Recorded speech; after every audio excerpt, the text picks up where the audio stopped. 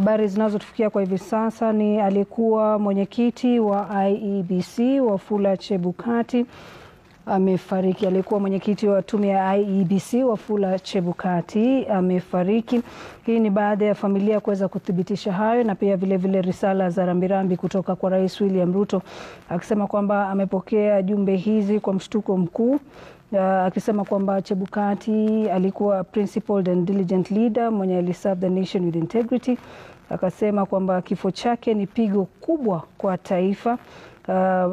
Tuko kwa maombi, tunaombea familia na iwape faraja wakati huu mgumu, jamaa na marafiki wa Wafula Chebukati. Mtazamaji, kama unatutazama kwa hivi sasa, ni kwamba aliyekuwa mwenyekiti wa tume ya IEBC Wafula Chebukati ameaga dunia. Hali hii imeweza kuthibitishwa na familia yake, na pia vile risala za rambirambi zimeweza kupokewa kutoka kwa watu tofauti mtazamaji, akiwemo Rais William Ruto. Mtazamaji, takumbuka kwamba Wafula Chebukati aliweza kuapishwa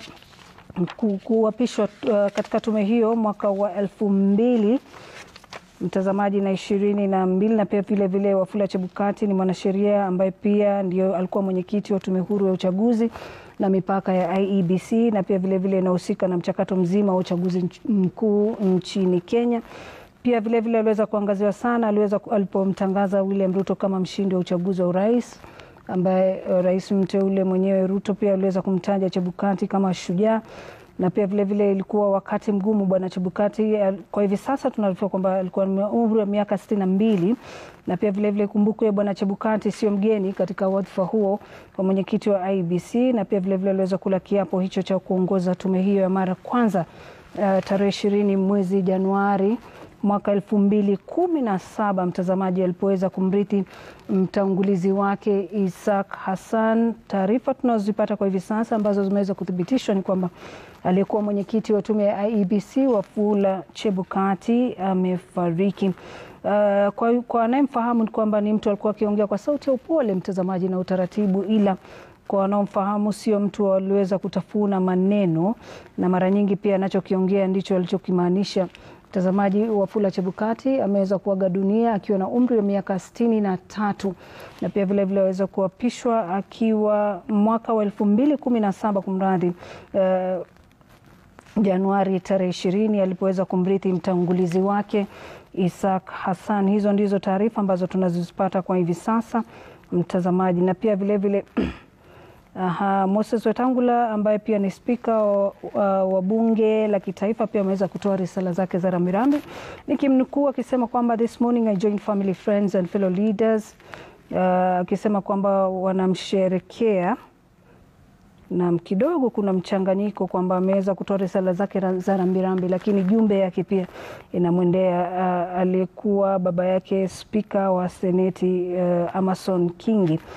Mtazamaji, kama unatupata kwa hivi sasa, ndio hivyo habari za hivi punde ni kwamba Chebukati ameaga dunia akiwa na umri wa miaka 63.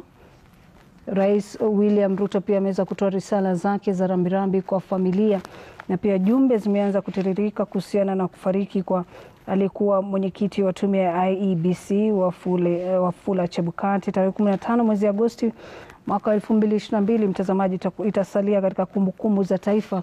Ikumbuko kwamba kwa siku ambayo tume simamizi ya uchaguzi IEBC iliweza kuhatarisha utaifa wa Kenya ilipogawanyika kuhusu matokeo ya mwisho ya uchaguzi wa rais, na kwa madai, tetesi na misimamo mikali, kitovu cha IEBC kilionekana kuingiliwa na siasa, ambapo makamishna wanne mtazamaji waliweza kufika mbele ya kamera za runinga kujitenga na matokeo ya uchaguzi, huku makamishna wengine mtazamaji ikionekana kuingiliwa na siasa, huku makamishna wanne wakifika mbele ya kamera za runinga kujitenga na matokeo ya uchaguzi, huku makamishna wengine watatu wakijipata taabani katika vurugu za ukumbi wa Boma.